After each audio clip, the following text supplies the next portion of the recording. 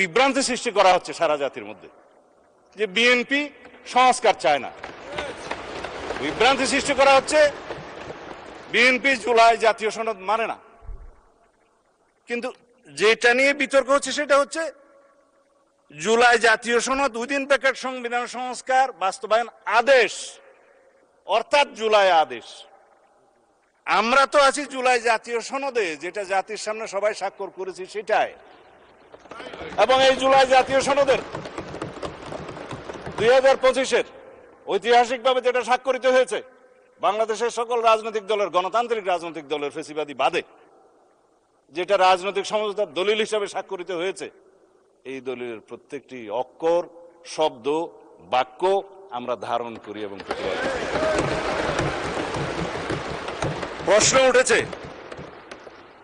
প্রশ্ন উঠেছে যে আমরা এই আদেশের অনুবলে কেন আমরা গণভোট যেটা অনুষ্ঠিত হয়েছে সেটা মানছি না। আসেন, গণভোট অনুষ্ঠিত হয়েছে, এই গণভোটের প্রস্তাবক তো আমরা ছিলাম। আমি প্রস্তাব দিয়েছিলাম বিএনপির পক্ষে যে অন্যান্য রাজনৈতিক দল জুলাই জাতীয় সনদ যখন স্বাক্ষরিত হবে, তখনও হয়নি, সেটার আইনি ভিত্তি দেওয়ার জন্য সবাই একটা দাবি উত্থাপন করলেন। বললাম হ্যাঁ, জনগণের সম্মতি নেওয়া যায়। এই জুলাই জাতীয় সনদের পক্ষে জনগণ আছে কি নাই? কারণ এই জুলাই জাতীয় সনদের দুইটা ভাগ।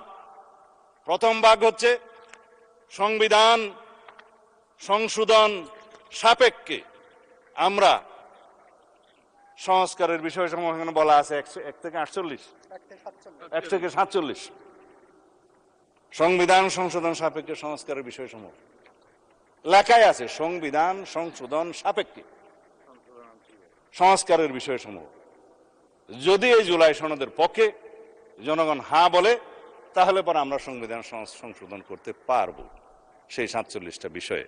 উইথ নোট অফ ডিসেন্ট, প্রত্যেকটা নোট অফ ডিসেন্টে বলা আছে যে সমস্ত রাজনৈতিক দল বা জোট তাদের নির্বাচনী ইশতেহার উল্লেখ পূর্বক যদি জনগণের ম্যান্ডেট লাভ করে, তাহলে তারা সেই মতে ব্যবস্থা গ্রহণ করতে পারবে।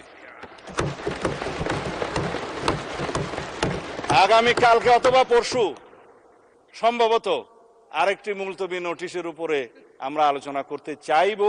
আমরা দিচ্ছি না, বেসরকারি সদস্যরা দিচ্ছে। সেখানে এই জুলাই জাতীয় সনদের প্রত্যেকটি ধারা ও উপধারা কি কি আছে সেই বিষয়ে কথা হবে, প্রতিশ্রুতি বিষয়ে। আমি আজকে ওখানে বিস্তারিত যাব না। এটার দ্বিতীয় ভাগ হচ্ছে যে সমস্ত সংস্কারের বিষয়ে আমরা একমত হয়েছি সেই বিষয়ের মধ্যে কিছু আইন আছে, সংশোধন করতে হবে, কানুন আছে, বিধি আছে, বিধান আছে, সেটার জন্য সংবিধান সংশোধনের প্রয়োজন হয় নাই বিধায় ইন্টারিম গভর্নমেন্ট অনেক অধ্যাদেশের মাধ্যমে সেগুলো সংশোধন করেছেন, এক্সিকিউটিভ অর্ডারের মাধ্যমেও করেছেন। আমরা এগ্রিড হয়েছি। তবে সেই সমস্ত অধ্যাদেশগুলো বিধান মতে বাংলাদেশের নির্বাচিত জাতীয় সংসদে উত্থাপন করতে হয়েছে।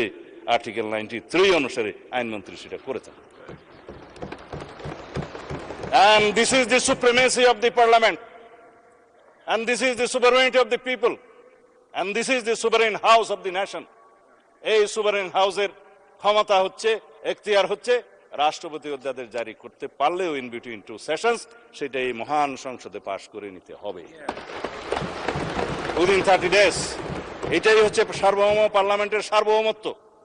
মাননীয় স্পিকার, আমরা এখন যদি এটার পোস্টমর্টম করতে চাই, রাষ্ট্রপতির এই আদেশ কেন অবৈধ তার যুক্তিসমূহ একটু বলি।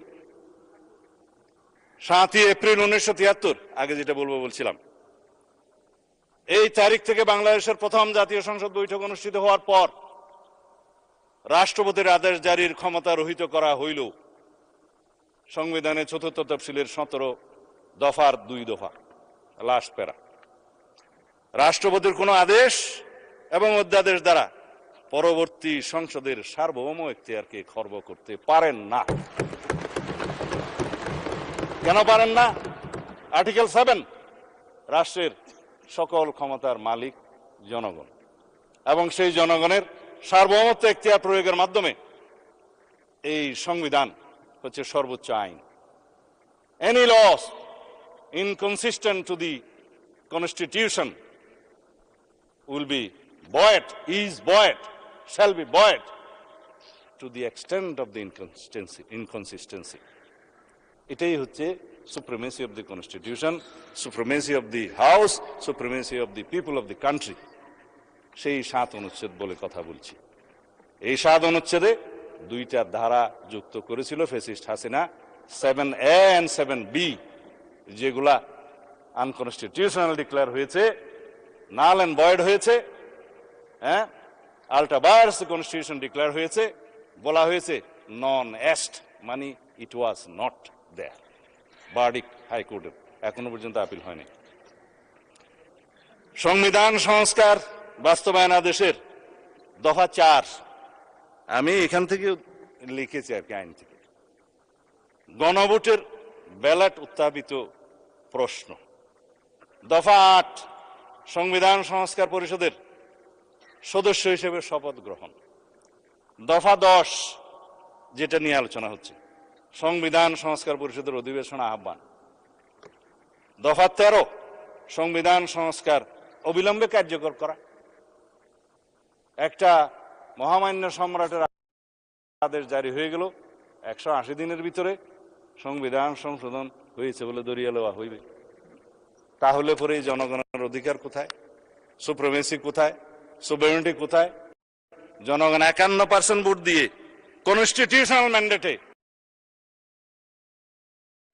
নির্বাচিত করেছে এই সংসদ সদস্যদের।